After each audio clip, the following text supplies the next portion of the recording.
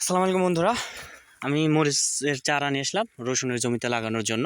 এই যে রসুনের জমি দেখতে পাচ্ছেন এবং এই যে মরিচের চারা, সুন্দর সুন্দর মরিচের চারা নিয়ে হয়েছে। এই যে লাগাচ্ছি, দেখুন এই যে চারা লাগাচ্ছি। একবার লাগাইছিলাম কিন্তু চারাগুলো আসলে রোদে শুকায় গেছে, আমার নিজেরই ভুলে আর কি। কারণ আমি আসলে পানি দিছিলাম না, পানি দিতে একটু লেট করছিলাম সেজন্য।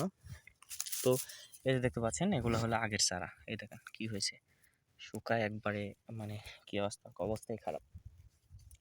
তো যাই হোক, চারা আবার লাগাচ্ছি। কারণ আসলে ভাই, এই যে প্রথমে আমি বাটাল নিছি, এটা রসুন উঠানো বাটাল। তো এটা নিয়ে গর্ত করে নিচ্ছি। এই যে এটা নিয়ে গর্ত করে নিয়ে তারপরে এই যে মরিচের চারা, এগুলো সব সুস্থ মরিচের চারা আর কি। এই যে এগুলা বলে আর কি আপনার হলো বিজলি প্লাস মরিচের চারা। তো লাগাই দিলাম। তো এক সময় এই চারাগুলো আসলে আমরা বিক্রি করছি 200 টাকার উপরে, 200 টাকা কেজি। তো এখন আসলে আমরা যখন এই মরিচটা পাই তখন আসলে মরিচের দামটা একটু কমই থাকে, খুব কম থাকে। এই যে এখানে আরেকটা দেব চারা, এখানেই লাগাবো।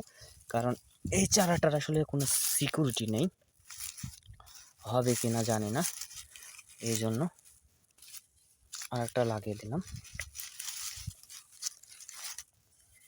তো হলে দুইটাই হবে, না হলে একটা হবে আর কি।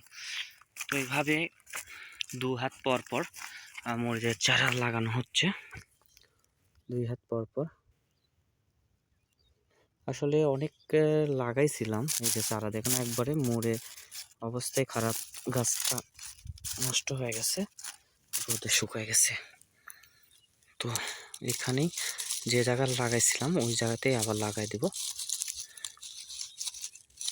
ওই যে লাগাই দিলাম। এটা রসুন তোলার পরে ফল পাবো আর কি। এই যে চারা, সব চারা দেখেন, সব চারা নষ্ট হয়ে গেছে।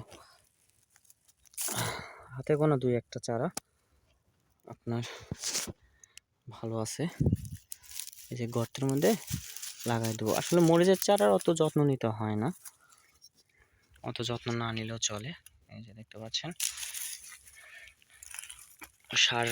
সার দিতে হয় না এক্সট্রা করে। সার যে রসুনের যে জমিতে যে সার দেওয়া হয় সেই সারই হয়ে যায়। তো আমরা যে লাগাই দিচ্ছি পাশে এক্সট্রা করে।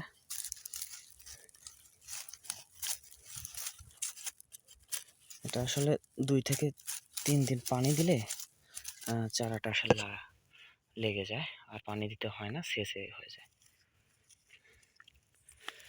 তো এইভাবে আসলে মরিচের চারা লাগাচ্ছি আমরা। তো ভালো লাগলে অবশ্যই লাইক করবেন, কমেন্ট করবেন, এবং কোনো কিছু জানার থাকলে অবশ্যই আমাকে জানাবেন।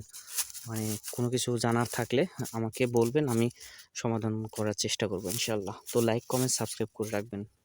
ধন্যবাদ। সালাম আলাইকুম।